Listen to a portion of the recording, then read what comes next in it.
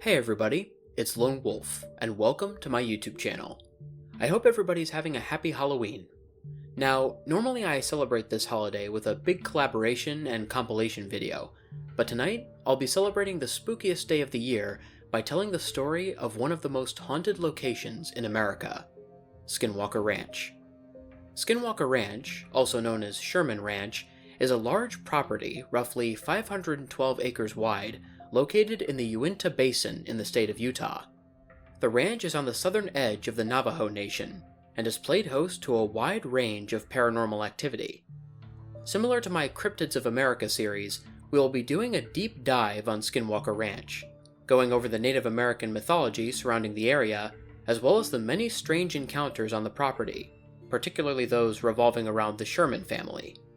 I hope you all enjoy the story of this infamous location. And without any further delays, let's get to it.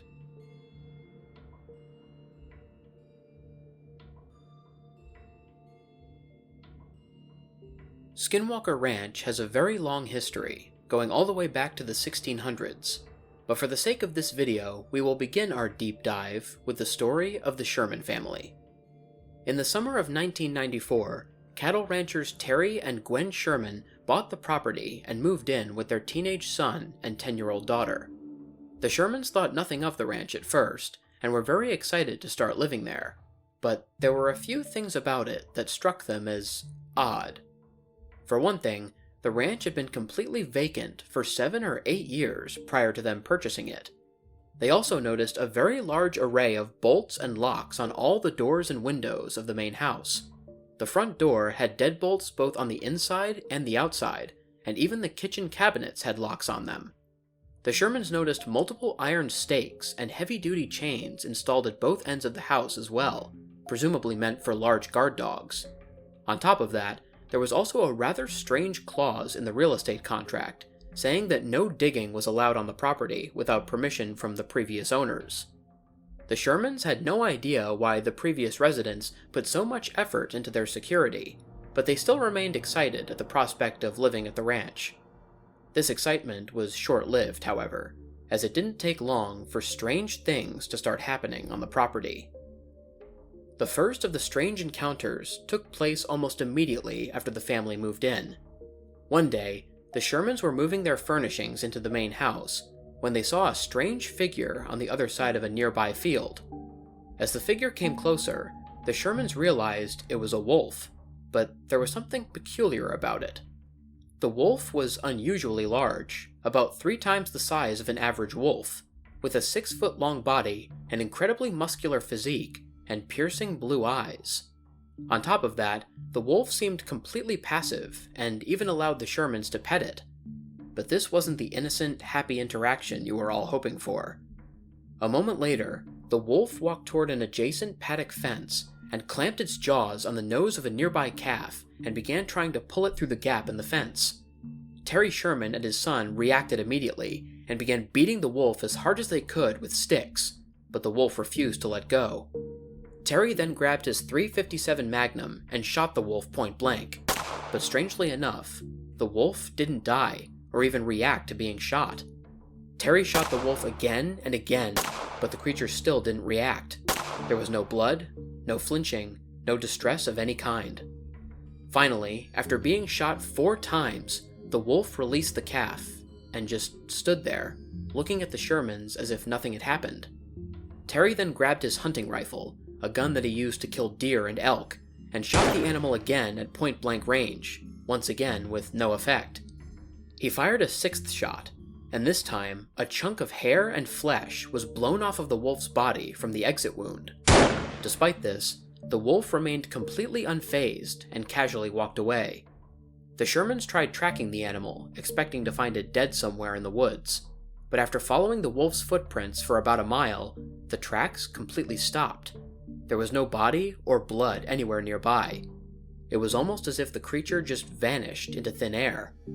When the Shermans returned to the paddock where the attack took place, they examined the flesh that had been blown off of the wolf, but strangely enough, it looked old and smelled like rotting meat. The Shermans tried asking their neighbors about the animal, but no one they spoke to had any idea about what they had seen. Little did the Shermans know, that encounter was just the beginning of the strange phenomena.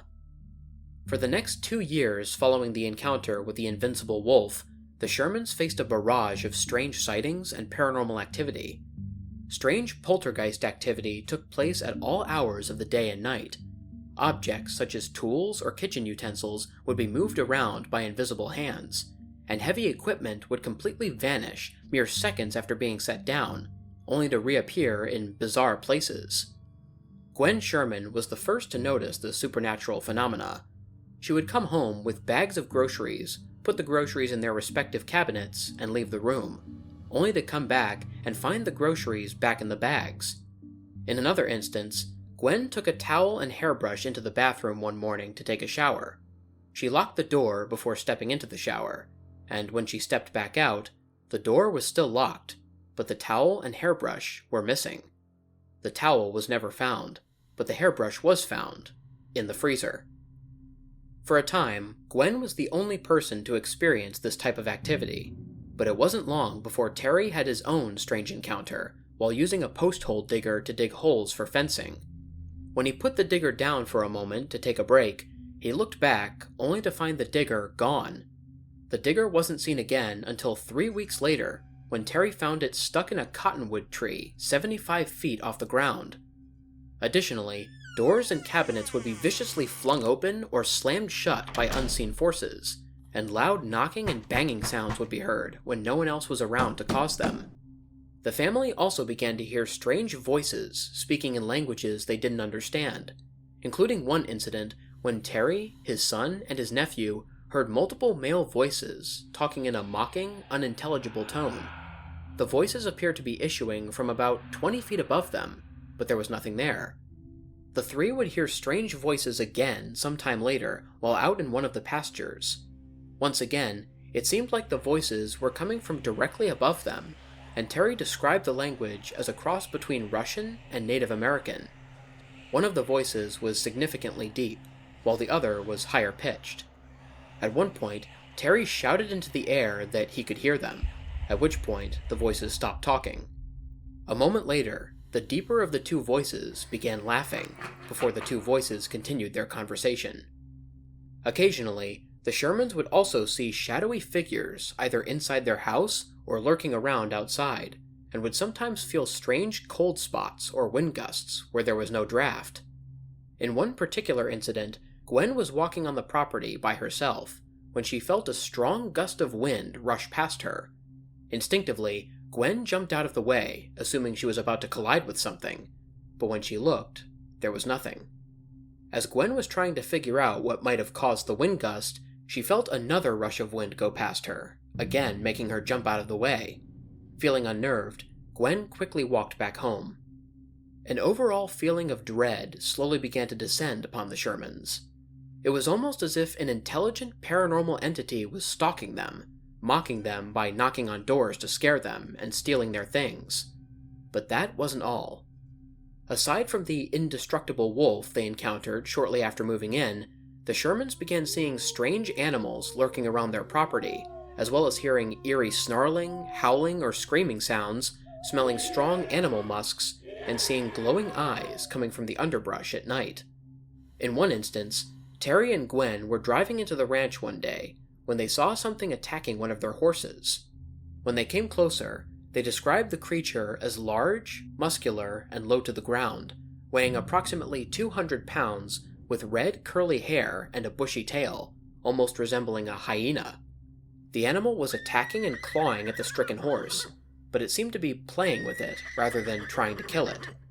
Terry and Gwen quickly ran to protect their livestock, but when they got within 40 feet of the skirmish, the hyena suddenly disappeared right before their eyes. Many would have believed the Shermans had imagined the whole thing, had it not been for the large claw marks on the horse's legs. On another occasion, Gwen was driving home alone one afternoon. After getting out of her car and unlocking the front gate, she got back into her car and saw a huge wolf standing about 30 feet away, staring at her. The animal was very large, its shoulders being about the same height as the roof of her car, forcing it to bend down to look at her. Gwen immediately recognized the creature as the same wolf as before, only this time it wasn't alone. A bit further away, she spotted another strange-looking canine, only this animal seemed more dog-like than wolf-like, with black fur and a head that seemed too large for its body. Gwen, feeling shaken, quickly drove off toward the main house. The Shermans weren't the only ones to encounter this phenomena, however. Visitors to the ranch also reported seeing strange animals on the property, including large wolves and dogs, hyena-like creatures, brightly colored exotic birds, and even 9-foot-tall bipedal creatures closely resembling Bigfoot.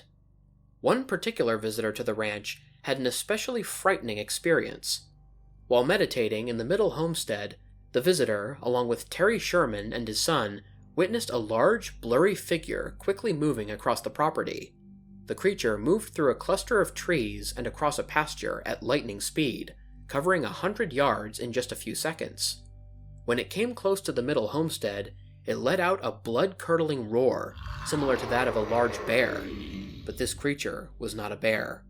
The creature was almost completely invisible, resembling the camouflaged monster from the movie Predator. This encounter scared the visitor so much that he never returned to the ranch. But poltergeist activity and encounters with strange beasts weren't the only things the Shermans had to deal with. Beginning in the spring of 1995, UFO sightings became a somewhat regular occurrence, from small orbs and flashing lights in the sky to full-on science fiction spacecrafts. The first major encounter came about when Terry Sherman, along with his son and nephew, were moving a herd of their cattle one night. While checking on the herd, they saw what looked like an RV sitting in the distance. They decided to go over and have a look, in case the driver needed help. As they came close to the RV, it suddenly began moving away from them.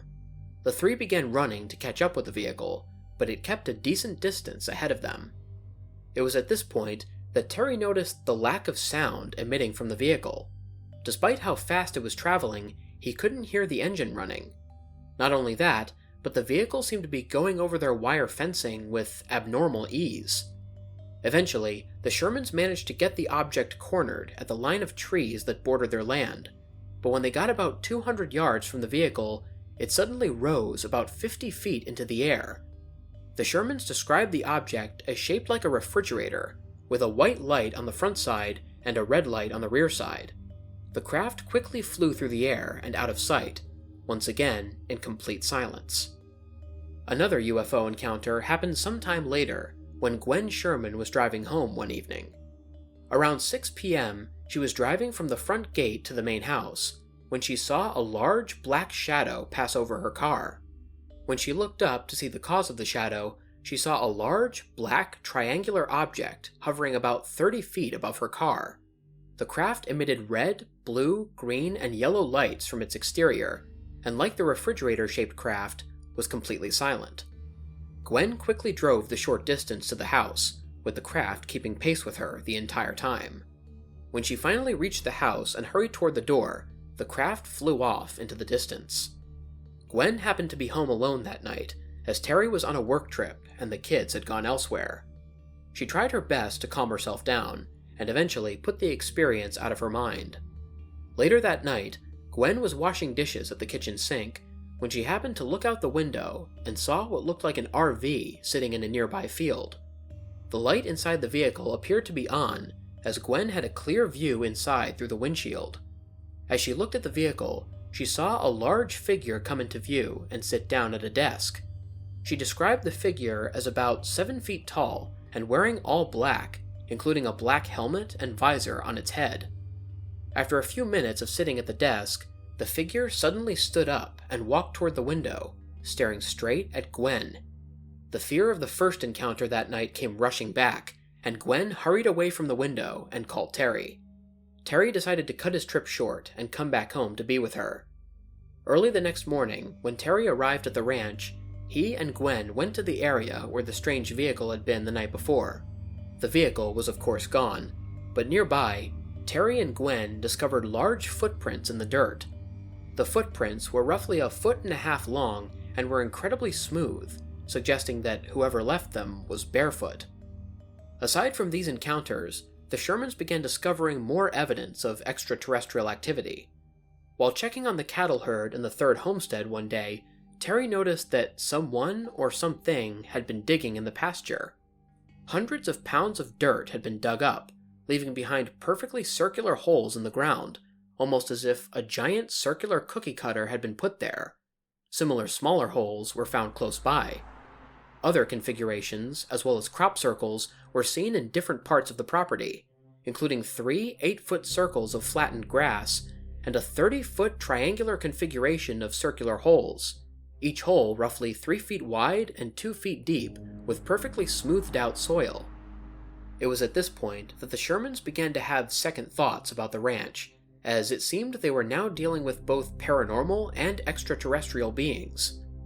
Though the many encounters were scary, they tried their best to remain positive, but things really began to go downhill once their tormentors began shifting their attention towards their cattle. Aside from the strange hyena-like creature going after one of their horses, the Shermans began noticing strange things happening to their livestock. Some of their cattle began disappearing at random, and would either never be seen again or would reappear in strange places. Oftentimes, these disappearances would happen shortly after the Shermans experienced something paranormal or extraterrestrial, such as witnessing orbs of light or bizarre aircraft. In one instance, Terry went looking for a group of 4 bulls that had vanished from their corral, only to find them crammed into an unused trailer on the property. The bulls appeared to be disoriented, almost as if they had been hypnotized. During their stay at the ranch, about 14 of the Shermans' cattle were lost to supernatural means.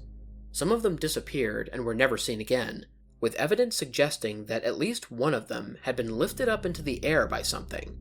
Hoofprints left by the animal in recently laid snow led the Shermans into a field before completely stopping. There was of course no trace of the animal anywhere, although broken branches and sticks were scattered all over the ground, and the tops of nearby trees seemed to have been cut off. A few of the cows that disappeared were found dead by the Shermans, their bodies mutilated in a very sophisticated, almost surgical manner. The first of the cows to be found was discovered dead shortly after a UFO was seen. Its body was completely untouched, except for one small hole in the center of its left eye.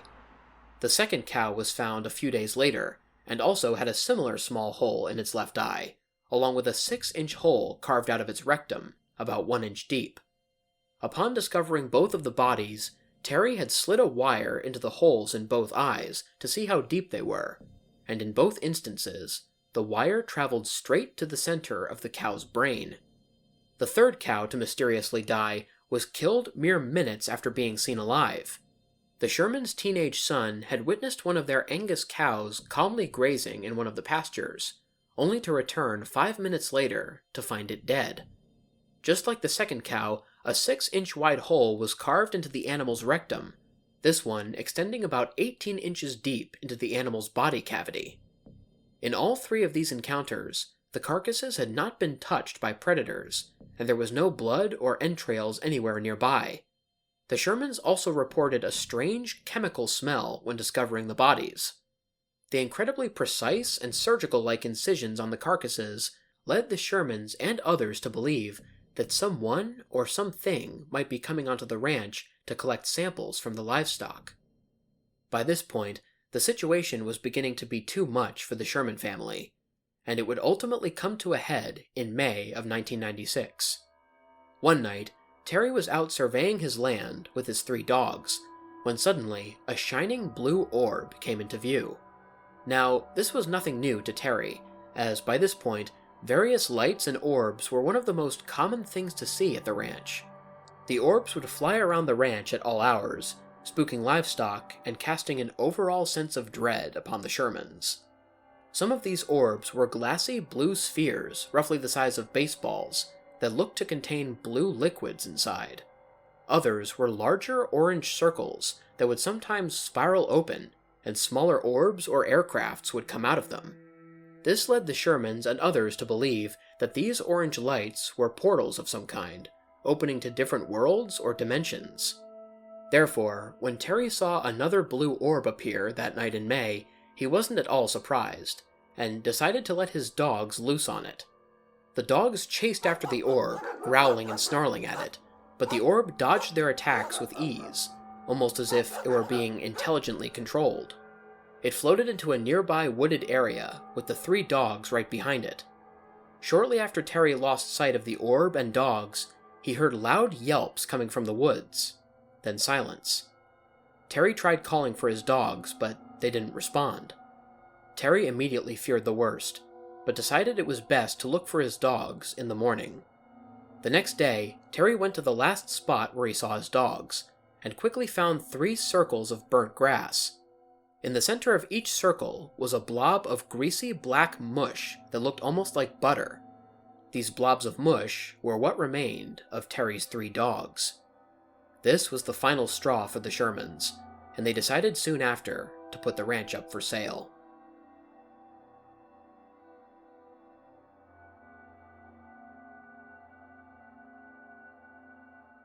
Even though Skinwalker Ranch is well known mostly because of what the Sherman family experienced, its history goes back much farther. As early as the 1600s, stories have been told of strange creatures and paranormal entities originating from an area known as the Skinwalker Ridge, a rocky mesa located on the ranch's eastern border. The Navajo and Ute tribes make a point of avoiding the area at all costs, believing that a curse has been placed over the land, a curse in the form of a skinwalker. For those who don't know, a skinwalker is a type of witch that is capable of shapeshifting into various animals. In Navajo culture, skinwalkers are called Yi Naldloshi, which means, with it, he goes on all fours, and they are generally viewed by the Navajo as an embodiment of harmful and malevolent witchcraft. According to legend, skinwalkers originate as medicine men, who use spiritual knowledge and abilities to heal people, and can become skinwalkers by completing a specific initiation that requires killing a close family member. Skinwalkers usually transform into predatory animals, such as wolves, bears, or coyotes, and transform based on the abilities they desire, such as strength, speed, or stealth. It is also said that skinwalkers have the ability to read minds, and to possess people simply by making eye contact with them, and they can use their magic to bring about illness, death, or destruction. These creatures have gained the English term skinwalker because they often wear the skin of the animal they turn into when in human form, with some even wearing animal skulls or deer antlers on their heads to gain more power. For this reason, the Navajo are very wary toward those who wear pelts of predatory animals. Regarding Skinwalker Ranch, many people in both the Navajo and Ute tribes believe that it lies in a zone that skinwalkers are known to inhabit, an area known as the Path of the Skinwalker. This area is mostly associated with an ancient dispute between the Navajo and Ute tribes in the 1800s. During the Civil War, the Ute tribe aligned themselves with U.S. troops to push the Navajo from their lands in what is known as the Four Corners area, the area where the corners of Utah, Arizona, New Mexico, and Colorado all converge. In revenge, the Ute believed that the Navajo placed a curse on their land in the form of skinwalkers. As a result, Skinwalker Ridge and the surrounding areas, including the Sherman's Ranch, is strictly forbidden for Ute tribe members to enter.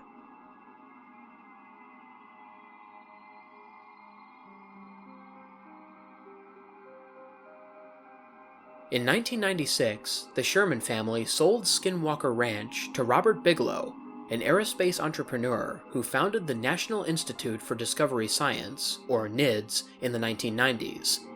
Bigelow immediately began transforming the ranch into a paranormal science experiment, bringing physicists, psychologists, engineers, and paranormal researchers onto the property. He also managed to convince the Shermans to remain caretakers of the ranch. Bigelow and his team sealed off the ranch from the public and proceeded to fill the area with monitoring equipment. Every acre of the ranch was put under 24-hour surveillance, either by cameras or researchers. For 8 years, Bigelow and his team closely monitored the ranch, recording whatever strange activity they saw, and they didn't have to wait long. Almost immediately, members of the team began reporting supernatural activity and encounters with weird creatures, as well as their equipment strangely malfunctioning or breaking. In one instance, on July 19, 1998, NIDS set up 3 telephone poles mounted with video cameras and sensoring equipment in one of the pastures. At 8:30 p.m. on the dot, all 3 of the cameras atop the westernmost telephone pole were disabled. When NIDS team members went to investigate, they found the equipment destroyed, with wires forcefully ripped out and slashed. When the team members went to check the footage from the cameras on the other 2 poles, which no doubt captured the person or creature responsible, the footage revealed nothing visible near the westernmost pole. It was around this time that Bigelow and his colleagues began to suspect a pattern. He picked up on the fact that strange activity would spike in areas that weren't being heavily monitored.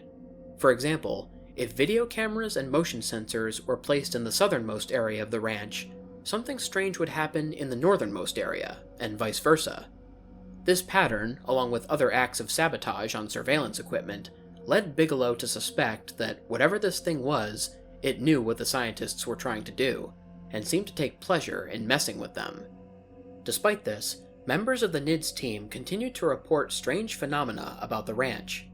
A prime example is an account from NIDS biochemist Colm Kelleher, who claimed to see a large humanoid creature perched 20 feet up a tree on the night of March 12, 1997. According to Kelleher, the creature sat motionless in the tree watching him and his team, and he might not have noticed it had it not been for the creature's glowing, unblinking eyes. Kelleher then fired at the creature with his rifle, and the glowing eyes disappeared. Later on, Kelleher went to the tree where he saw the creature and discovered a single footprint in the snow.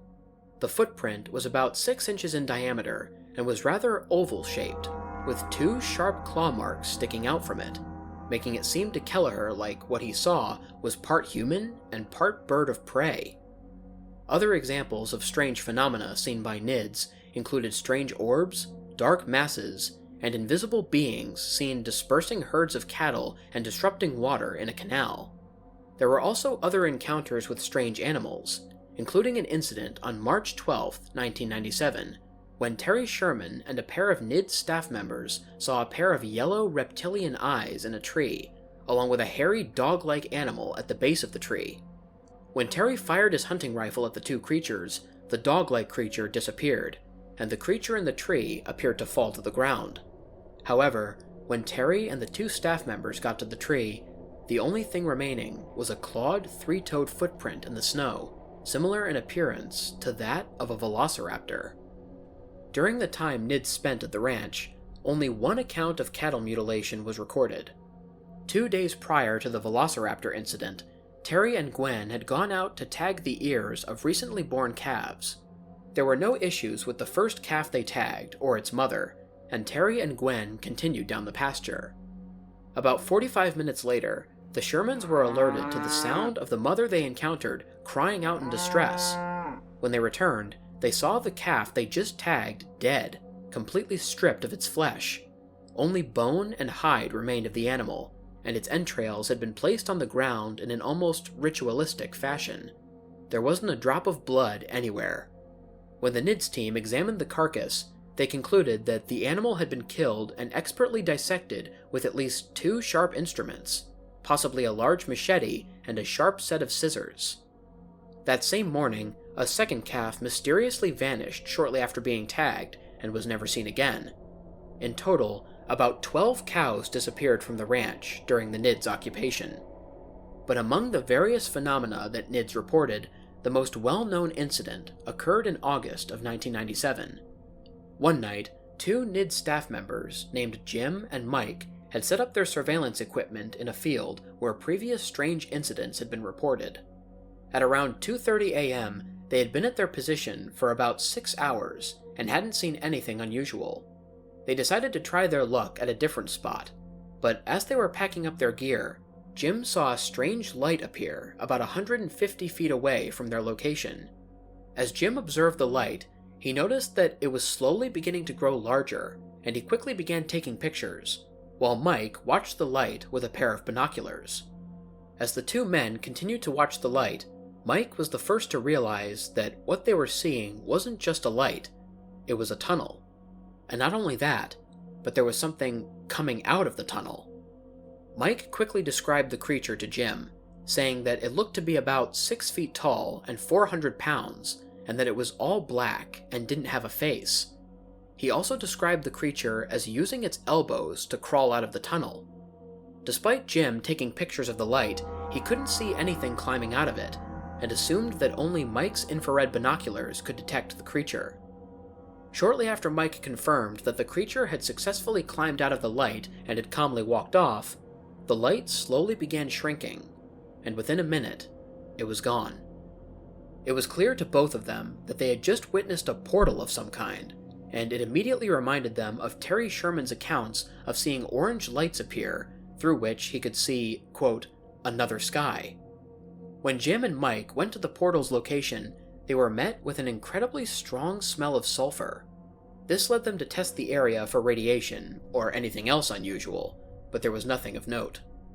Jim and Mike would later return to the area with more members of the NIDS team, but nothing else strange happened there. When they reviewed the photos that Jim had taken, only some of the pictures captured the strange light, and the ones that did were very blurry and didn't show anything resembling what Mike had seen. Despite the various reports of supernatural activity at the ranch, very little evidence proving the existence of this phenomena was collected. After 8 years working at the ranch, NIDS would ultimately disband in 2004, but Robert Bigelow continued to own the ranch until 2016, when he sold it to the chairman of the Colliers International Utah branch, Brandon Fugel. Fugel, after seeing the strange phenomena for himself, continued to allow scientific studies to be conducted. Today, Skinwalker Ranch remains privately owned, and its strange inhabitants are still under investigation.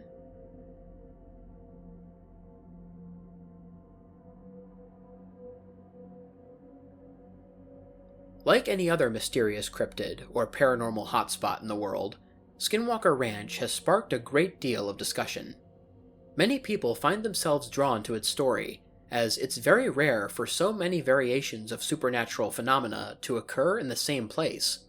Believers in ghosts, aliens, Bigfoot, and the like thoroughly believe in the stories told by the Sherman family, as well as NIDS, while members of the Ute and Navajo tribes refuse to even set foot on the property, afraid to invoke the wrath of the Skinwalker, the creature they believe is responsible for everything. Skeptics, however, insist that many of the stories of the ranch are greatly exaggerated at least, and at worst, downright made up.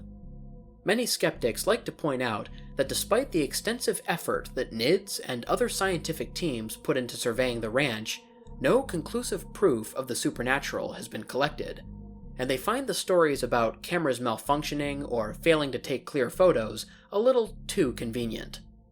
But what do you guys think? Are the stories of Skinwalker Ranch over-embellished? Are they merely accounts of misidentified animals or aircrafts? Or is there an actual evil presence living on the property that doesn't want to be found? Be sure to let me know in the comments. Happy Halloween!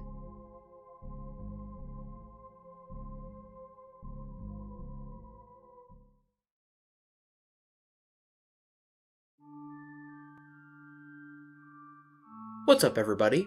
Lone Wolf here. I hope you guys enjoyed listening to tonight's video.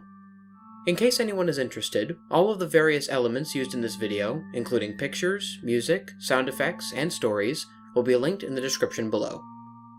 Anyways, if you guys enjoyed the video, please feel free to like, share, and subscribe if you haven't already. Also, click the bell for notifications so you don't miss a new video. If anybody has any personal stories or story recommendations for me, or any advice to help improve the channel, there will be links to all of my social media platforms in the description. I'm mostly active on Twitter and on Instagram, but I also have an email, a Discord server, and a TikTok account that you can message me on as well. Until next time, stay spooky. And remember, the hunt begins when the moon is full.